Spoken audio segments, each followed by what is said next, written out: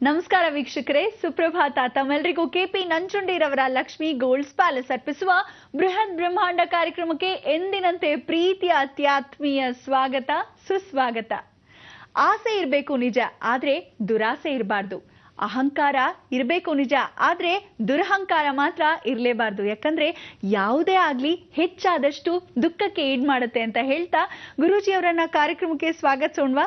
ಶ್ರೀಯುತರು ಶ್ರೀ ಸಂಪೂರ್ಣ ಸನಾತನ ಧರ್ಮ ಸಂರಕ್ಷಣಾ ಸಮಿತಿಯ ಸಂಸ್ಥಾಪಕರು ಹಾಗೂ ಶ್ರೀ ಸಂಪೂರ್ಣ ವರಮಹಾಲಕ್ಷ್ಮಿ ಮಹಾಸಂಸ್ಥಾನದ ವ್ಯವಸ್ಥಾಪಕ ನಿರ್ದೇಶಕರು, ನಮ್ಮೆಲ್ಲರ ಪ್ರೀತಿಯ ಗುರುಗಳು ಶ್ರೀ ನರೇಂದ್ರ ಬಾಬು ಶರ್ಮಾ ಗುರೂಜಿಯವರು.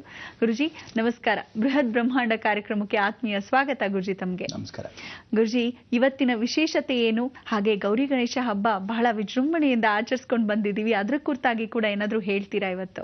ಖಂಡಿತ. ಎಲ್ಲ ವೀಕ್ಷಕ ಬಾಂಧವರಿಗೆ ಪರಿಪೂರ್ಣವಾದ ಸ್ವಾಗತ ನಿಮ್ಮೆಲ್ಲರ ಬ್ರಹ್ಮಾಂಡ ಲೋಕಕ್ಕೆ. ಬಹಳ ಸಂತೋಷ ತಾವೆಲ್ಲ ಇವತ್ತಿನ ದಿವಸ ಬಂದಿರತಕ್ಕಂಥ ವಿಚಾರ. ಇವತ್ತು ಬಹಳ ಮುಖ್ಯವಾಗಿರ್ತಕ್ಕಂಥ ಒಂದು ಹಬ್ಬ ಋಷಿಪಂಚಮಿ. ಈ ಋಷಿಪಂಚಮಿಯಲ್ಲಿ ಏನು ಮಾಡಬೇಕು ಎತ್ತ ಎಲ್ಲವನ್ನೂ ತಿಳ್ಕೋಬೇಕು. ನಾಳೆ ದಿವಸ ಸೂರ್ಯನ ಸೃಷ್ಟಿ, ಅದು ಬಹಳ ವಿಶೇಷವಾಗಿರ್ತಕ್ಕಂಥದ್ದು. ಸೂರ್ಯನ ಸೃಷ್ಟಿ ಯಾವತ್ತು ಶನಿವಾರ ಬಿದ್ದರೆ ಭಾಳ ಮುಖ್ಯವಾಗಿರ್ತಕ್ಕಂಥದ್ದು. ಅದಕ್ಕೂ ಮೇಲಾಗಿ ಭಾನುವಾರ ಬಿದ್ದರೆ ಸ್ವಲ್ಪ ಮಟ್ಟಿಗೆ ಕಷ್ಟವಾಗುತ್ತೆ. ದೇಶಕ್ಕೆ ವಿನಾಶ ಅನ್ನೋ ಗೋಚರ ಯಾವಾಗ ತೋರಿಸುತ್ತೆ ಅಂದರೆ ಶನಿವಾರ ಸೂರ್ಯ ಸೃಷ್ಟಿ ಬಿದ್ದಾಗ ಆರೋಗ್ಯ ಎಲ್ಲರದು ಕೆಟ್ಟೋಗುತ್ತೆ ಅನ್ನೋದು ಇದೇ ಸಾಕ್ಷಿ ರೂಪ. ಅದಕ್ಕೆ ನಿಜ ಜೀವನದಲ್ಲಿ ಪ್ರತಿಯೊಬ್ಬನಿಗೂ ಭವಿಷ್ಯವನ್ನು ಏನು ಹೇಳುತ್ತೆ ಅಂದರೆ, ಸೂರ್ಯ ಸೃಷ್ಟಿ ಏನು ಶನಿವಾರ ಬಿದ್ದಿದೆ ಗ್ಯಾರಂಟಿ ಬರೆದಿಟ್ಕೊಳ್ಳಿ, ನಿಧಾನವಾಗಿ ಸ್ಲೋ ಪಾಯ್ಸನ್ ಇದ್ದ ಹಾಗೆ ಪ್ರತಿಯೊಬ್ಬನಿಗೂ ರೋಗ ರುಜಿನಗಳು ಒಂದಲ್ಲ ಒಂದು. ಅಕ್ಷಿ ಅಂತಾದರೂ ಆಗ್ಬೋದು, ಇಲ್ಲ ಯಾವ ಕಾಲಕ್ಕೂ ಶೀತ ವಾತ ದೇಶ ಕಫ ಅಂತ ಹೇಳಿ ಪ್ರತಿಯೊಬ್ಬನಿಗೂ ಅಂತಾದರೂ ಆಗ್ಬೋದು. ನಿಜ ಜೀವನ ಪ್ರತಿಯೊಬ್ಬನಿಗೂ ಮಾಯಾರೂಪ. ಈ ಮಾಯಾರೂಪ ಹೇಗೆ ಅಂದರೆ, ಸೂರ್ಯ ಮೇಲ್ಗಡೆ ಬರ್ತಾ ಇದ್ದರೆ ಪ್ರತಿಯೊಬ್ಬನಿಗೂ ಆರೋಗ್ಯ ಅಂತೆ. ಮಲಗಬೇಡ್ರೋ ಎದ್ದೇಳ್ರೋ ಮೇಲೆ ಅಂತ ಹೇಳ್ತೀವಿ. ಆದರೆ ಅವ್ರು ಮಲ್ಕೋಬೇಕು, ನಿದ್ದೆ ಮಾಡಲೇಬೇಕು ಅಂದರೆ ರಾಹು ಗ್ರಹಗಳಿಗೆ ಏನೂ ಮಾಡೋಕ್ಕಾಗಲ್ಲ. ಈ ರಾಹು ಗ್ರಹಗಳ ಕಾಟದಿಂದ ಪರಿವರ್ತನೆ ಮಾಡ್ಕೊಳ್ಳೋಕ್ಕೋಸ್ಕರ ಸ್ವರ್ಣಗೌರಿ ಅಭಿವೃದ್ಧಿ ಆಯಿತು. ಬಂಗಾರ ಬಂದಾಗ ಯಾವತ್ತು ಕಪ್ಪು ಛಾಯೆ ಮೂಡಿರ್ತಕ್ಕಂಥದ್ದು ಎಲ್ಲವೂ ಮುಚ್ಚೋಗುತ್ತೆ. ಇಂಥ ಒಂದು ಮುಚ್ಚಿರ್ತಕ್ಕಂಥ ಜೀವನವನ್ನು ಸರಿಪಡಿಸೋಳೆ ಗೌರಿ. ಗೌರಿ ಗಣೇಶ ಹಬ್ಬ ಆಯಿತು, ಭಾಳ ಸಂತೋಷ. ನೀವು ಕಾರ್ಯಕ್ರಮ ಬೇರೆ ಮಾಡಿದ್ವಿ. ಯಾರಾದರೂ ಕಡುಬು ತಗೊಳ್ಳಿ ಗುರುಗಳೇ ಅಂತ ತಂದ್ರೆ, ಅಯ್ಯೋ ಸರಿ ಬಿಡಿ ನೀವೇ ತಿನ್ಕೊಳ್ಳಿ. ಆದರೆ ನಿಜ ಜೀವನ ಅಂದರೆ ಕಡುಬು ಯಾವತ್ತು ತಿಳ್ಕೊಳ್ಳಿ, ಕರ್ದ ಕಡುಬಿಗಿಂತ ಆವಿ ಕಡುಬು ಭಾಳ ಶ್ರೇಷ್ಠತೆ. ಇದು ಗಣಪತಿಗೆ ಪ್ರಿಯ. ಮೋದಕವನ್ನು ಅಷ್ಟೇ ಚೆನ್ನಾಗಿ ಮಾಡಬೇಕು. ಇವತ್ತು ಋಷಿಪಂಚಮಿಗೆ ಜ್ಞಾಪಕ ಇಟ್ಕೊಳ್ಳಿ, ಗಣೇಶ ಗೌರಿಯನ್ನು ಇನ್ನೂ ಕದಲಿಸಬಾರ್ದು ಅಂತ ಹೇಳಿರ್ತೀವಿ. ಕೆಲವರು ಅವತ್ತೇ ಕದಲಿಸ್ಕೊಬಿಡಿ ಅಂತ ಹೇಳ್ತೀವಿ. ನಾಳೆ ಕದಲಿಸಿದ್ರೆ ವಿಶೇಷ.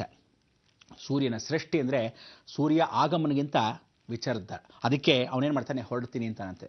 ಹೊರಡ್ತೀನಿ ಅನ್ನೋ ಸೂರ್ಯನಿಗೆ ಸೃಷ್ಟಿ ಹೊರಡು ಸಮಯ ಆಯಿತು ಅಂದರೆ ಕತ್ತಲು ಆವರಣ, ಸೂರ್ಯನೇ ಮುಳುಗೋಗ್ತಾನಂತೆ. ಅದಕ್ಕೆ ಆವತ್ತು ನಿಮಗೇನು ಹೇಳಿದೆ, ಫೆಬ್ರವರಿಯಲ್ಲೇ ಹೇಳಿಕೊಟ್ಟೆ, ಸೂರ್ಯನ ತೇಜಸ್ಸು ವರ್ಚಸ್ಸು ಹೆಚ್ಚಾಗತ್ತೆ. ತನಗೆ ತಾನಾಗೇ ಗೊತ್ತಿಲ್ಲದೆ ಅಗ್ನಿ ಜ್ವಾಲೆನ ಜೋರಾಗಿ ಪ್ರಜ್ವಲಿಸಿದಾಗ ಏನಾಯಿತು, ಆ ಕಿಡಿ ನಮ್ಮ ಭೂಮಿ ಹತ್ರ ಬರ್ತಾ ಇದೆಯಂತೆ.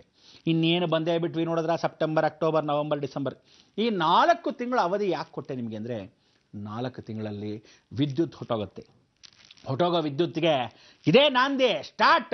ಎಲ್ಲಿ ಶನಿವಾರದ ದಿವಸ ಗ್ಯಾರಂಟಿ ಸೂರ್ಯನ ಸೃಷ್ಟಿ ಅಂದರೆ ಇನ್ನು ಯಾವ ಕ್ಷಣಕ್ಕಾದರೂ, ಯಾವ ಸಮಯಕ್ಕಾದರೂ, ಯಾವ ತಿಂಗಳಿಗಾದರೂ, ಯಾವ ದಿನಕ್ಕಾದರೂ, ಯಾವ ವಾರಕ್ಕಾದರೂ ಆ ಸೂರ್ಯ ಏನು ಮಾಡ್ತಾ ಇದ್ದಾನೆ, 1340 ಸ್ಯಾಟಲೈಟ್ಸ್ನ ಬ್ಲಾಸ್ಟ್ ಮಾಡಿಬಿಡ್ತಾನೆ ಇಡೀ ಭೂಮಿಯಲ್ಲಿ. ಅಂದರೆ ಭೂಮಿ ಮೇಲೆ ಇಷ್ಟೆಲ್ಲ ಸ್ಯಾಟಲೈಟ್ಸು ಯಾರು ನಂಬ್ಕೊಂಡಿದೆ ಅಂದರೆ, ಇಡೀ ಜಗತ್ತು ಕತ್ತಲ ಆವರಣಕ್ಕೆ ಆ ಸ್ಯಾಟಲೈಟ್ ನಂಬ್ಕೊಂಡಿರೋರೇ ಯಾರೋ, ಜಪಾನ್ನವರು, ಈ ವಿಶೇಷವಾಗಿರ್ತಕ್ಕಂಥ ಚೈನಾದವರು, ಎಲ್ಲ ಫಾರ್ವರ್ಡ್ ಕಂಟ್ರಿಗಳು. ಅದರಲ್ಲಿ ಅಮೇರಿಕಾದವರಂತೂ ನಂಬಿಕೊಂಡೇ ಬಿಟ್ಬಿಟ್ಟಿದ್ದಾರೆ. ಲಂಡನ್ನವರು ನಿಮಗಿಂತ ನಾವು ಮೇಲೆ ಅಂತ ರಷ್ಯಾದವ್ರ ಜೊತೆ ಸೇರಿಕೊಂಡು ಅವರು ಒಂದಷ್ಟು ಸ್ಯಾಟಲೈಟ್ ಬಿಟ್ಟಿದ್ದಾರೆ. ಅಂದರೆ ಏನಂತೆ, ಪ್ರತಿಯೊಂದು ಡಿಪೆಂಡೆನ್ಸಿ. ಈ ಡಿಪೆಂಡೆನ್ಸಿ ಅಂತಕ್ಕಂಥ ಗ್ರಹಕ್ಕೆ ಪರಿವರ್ತನೆ ಆಗಬೇಕು ಅಂದರೆ ಯಾರ ಕಾರಣ, ಸೂರ್ಯ. ಪ್ರತಿದಿನ ಹುಟ್ಟುತ್ತಾ ಇರತಕ್ಕಂಥ ಸೂರ್ಯ ಆ ಫೆಬ್ರವರಿಯಂದು ಮಾಘ ಮಾಸದಲ್ಲೇ ವಿಶೇಷವಾಗಿ ಅಗ್ನಿಜ್ವಾಲೆಯನ್ನು ಏನು ಉಗಿದಿಟ್ಟಿದ್ದಾನೆ ಅದು ಬಂದು ಸೇರಕ್ಕೆ ಎಷ್ಟೋ ಲೈಟ್ ಇಯರ್ಸ್ ಆಗುತ್ತೆ, ಎಷ್ಟು ತಿಂಗಳುಗಳಾಗತ್ತೆ ಅಂತ ಗೊತ್ತಿರಲಿಲ್ಲ. ಧರ್ಮ ಚೈತನ್ಯ ಯಾತ್ರೆಯನ್ನು ಮಾಡಿದ್ವಿ, ಪರಿಪೂರ್ಣ ಅನುಗ್ರಹ ಪಡೆದ್ವಿ. ಋಷಿ ಪಂಚಮಿ ಅಂದರೆ 5 ಋಷಿಗಳು ಸೇರ್ತಕ್ಕಂಥ ಒಂದು ಸಮಯ. ಈ ಋಷಿ ಪಂಚಮಿಯಲ್ಲಿ ಸಪ್ತ ಋಷಿಗಳಲ್ಲಿ ಏನು ಮಾಡ್ತಾರೆ, ಭಾರದ್ವಾಜ ಋಷಿ ಅಂತೀವಿ. ವಸಿಷ್ಠರು ಇಡೀ ಜಗತ್ತಿಗೆ ದೇವತೆಗಳಿಗೆ ಋಷಿಯಾಗಿದ್ದಾರೆ. ಅವ್ರು ಏನು ಮಾಡ್ತಾರೆ, ದೇವಲೋಕದಲ್ಲಿ ವಾಸವಾಗಿರ್ತಾರೆ. ಶುಕ್ರಾಚಾರ್ಯರು ವಿಶೇಷವಾಗಿ ಕೂತಿರ್ತಾರೆ. ಅವ್ರು ಏನು ಮಾಡ್ತಾರೆ, ದೈತ್ಯ ರಾಕ್ಷಸರ ಜೊತೆ ಸೇರಿಕೊಂಡಿರ್ತಾರೆ. ಆದರೆ ಪಾತಾಳದಲ್ಲಿ ಮೇಲ್ಲೋಕ ಬಿಟ್ಟು ಭೂಲೋಕದಲ್ಲಿ ಋಷಿಗಳಾಗಿರ್ತಕ್ಕಂಥ ಈ 5 ಜನಕ್ಕೆ ಬಹಳ ವಿಮುಕ್ತಿ. ಅದಕ್ಕೆ ಈ ವಿಮುಕ್ತಿಯಲ್ಲಿ ಈ ಋಷಿಗಳನ್ನು ನೆನೆಸ್ಕೊಳ್ಳೋಕ್ಕೆ ಆ ಋಷಿ ಪಂಚಮಿಗೆ ಬಹಳ ಚೆನ್ನಾಗಿ ಪೂಜೆ ಆವರಣಗಳು ಮಾಡಬೇಕು. ಏನು ಮಾಡಬೇಕು, ಎತ್ತ ಹೇಗೆ ಮಾಡಬೇಕು ಈ ಪೂಜೆ ಪುನಸ್ಕಾರ, ಪ್ರತಿಯೊಬ್ಬರಿಗೂ ಬೇಕಾಗಿರ್ತಕ್ಕಂಥದ್ದು ಶಾಂತಿ ಶಾಂತಿ ಶಾಂತಿ. ಈ ಶಾಂತಿ ಮೂಡಿಸ್ತಕ್ಕಂಥ ಪ್ರತಿಯೊಬ್ಬನಿಗೂ ಬೆಳಗ್ಗೆ ಹುಟ್ಟೋ ಸೂರ್ಯ ನಾಳೆ ಬೆಳಗ್ಗೆ ಮತ್ತೆ ವಾಪಸ್ ಬರಬೇಕು, ಮುಳುಗದ್ರೇದಾನೆ. ಆದರೆ ಇವತ್ತು ಕತ್ಲಲ್ಲಿರ್ತಕ್ಕಂಥವನಿಗೆ ರಾತ್ರಿಯೆಲ್ಲ ಹಗಲು ಕತ್ಲಾಗೋದ್ರೆ ಹೇಗಾಗತ್ತೆ? ಅಂದರೆ ಬೆಳಗ್ಗೆ ಹೊತ್ತು ಇರ್ತಕ್ಕಂಥ ಸೂರ್ಯ ರಾತ್ರಿ ಇರಲ್ಲ, ಅದು ಯಾವತ್ತೂ ಅಭ್ಯಾಸ. ರಾತ್ರಿ ಇರೋನಿರಲಿ, ಬೆಳಗ್ಗೆ ಅನ್ನೋದು ಕಾಯ್ಬೇಕಲ್ಲ ಕತ್ಲಲ್ಲಿ. ಕತ್ಲು ವಾತಾವರಣಕ್ಕೆ ಬೆಳಕನ್ನು ಕೊಡ್ತಾ ಇತ್ತು, ಯಾವುದೋ ಆರ್ಟಿಫಿಷಿಯಲ್ ಲೈಟ್. ಆ ಚಂದ್ರ ಆದರೂ ಪಾಪ ಬರ್ತಿದ್ದ ಯಾವಾಗಲೂ ಒಂದ್ಸಲಿ. ಅಮಾವಾಸ್ಯೆಗೆ ಹತ್ರ ಬಂದ್ಬಿಟ್ರೆ ಅಂತೂ ಕಾಣೋದೇ ಇಲ್ಲ. ಪೌರ್ಣಮಿಗೆ ಹತ್ರ ಆಗ್ತಾ ಆಗ್ತಾ ಸ್ವಲ್ಪ ಬೆಳಕು ಕೊಡ್ತಾನೆ. ಈ ನಡುವೆ ಮಳೆ ವಾತಾವರಣ, ಆ ಮೋಡಗಳಲ್ಲಿ ಸಿಡ್ಲು ಮೆಡ್ಲಿ ಎಲ್ಲ ವಿಶೇಷ. ಆದರೆ ಹೆಂಗಸರಿಗೆ ರಾಹು ರೋಗಕಾರಕ ಅಂತೀವಿ. ಸೂರ್ಯನ ಸೃಷ್ಟಿ ಅಂದರೆ ಶನಿವಾರ ಬಿದ್ದಾಗ ರೋಗಕಾರಕ ಆವರಿಸ್ಕೊತಾನೆ. ಸಣ್ಣ ಮಕ್ಕಳಿಂದ ಹಿಡಿದು ದೊಡ್ಡವರವರೆಗೂ ರೋಗಗಳು ಭಾಳ ಚೆನ್ನಾಗಿರುತ್ತೆ, ಸೂಕ್ಷ್ಮವಾದ ರೋಗಗಳು. ಈ ಸೂಕ್ಷ್ಮವಾದ ರೋಗಗಳು ಇನ್ನೊಂದು ವಿಚಾರ ಹೇಳ್ತೀನಿ ಕೇಳಿ. ಉತ್ತರ ಭಾರತವನ್ನು ಬಿಟ್ಟು ದಕ್ಷಿಣಕ್ಕೆ ಬರ್ತಾ ಇದೆಯಂತೆ. ಅಂದರೆ ಫಾರ್ ಎಕ್ಸಾಂಪಲು ಇಡೀ ಭೂಮಂಡಲದಲ್ಲಿ ಭಾರತ ದೇಶದಲ್ಲಿ ಮಲೇರಿಯಾ ಅಂತ ಇಟ್ಕೊಂಡೆ. ಈ ಮಲೇರಿಯಾ ಅನ್ನೋದು ಉತ್ತರ ಭಾರತದಲ್ಲಿ ಜಾಸ್ತಿ ಇತ್ತು, ನಮ್ಮಲ್ಲಿ ಸ್ವಲ್ಪ ಕಮ್ಮಿ.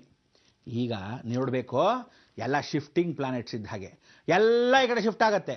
ಈ ಕಡೆ ಇದ್ದ ಕಾಯಿಲೆ ಕಸಾಲೆಗಳು, ಪ್ಲೇಗು, ಯಾವ್ಯಾವುದೋ ಜ್ವರಗಳು, ಅದೆಲ್ಲ ಆ ಕಡೆ ಶಿಫ್ಟು. ಅಂದರೆ ನೀರಿನಿಂದ ಆಗೋ ರೋಗಗಳೆಲ್ಲ ಅವ್ರಿಗೆ ಜಾಸ್ತಿ. ಮಲೇರಿಯಾ ಅಂದರೆ ನೀರು ನಿಂತ್ಕೊಂಡ ಮೇಲೆ ಬಂದಿರತಕ್ಕಂಥ ಈ ಕಾಯಿಲೆಗಳು ನಮಗೆ ಜಾಸ್ತಿ. ಅವ್ರಗಳಿಗೆಲ್ಲ ಈ ಕಾಲಲ್ಲಿ ಬರ್ತಕ್ಕಂಥದ್ದಕ್ಕೆ ಏನಾದರೂ ಸೊಳ್ಳೆಗಳು ಕಡಿದ್ರೆ ಫಸ್ಟ್ ಕ್ಲಾಸಾಗೆ ಈ ಚಿಕನ್ ಗುನ್ಯ ಆ ಗುನ್ಯ ಅಂದ್ಕೊಂಡು ಕಾಲು ನೋವುಗಳು, ಕೈ ನೋವುಗಳು, ಮೂಳೆ ನೋವುಗಳು ಎಲ್ಲ ಇರುತ್ತೆ.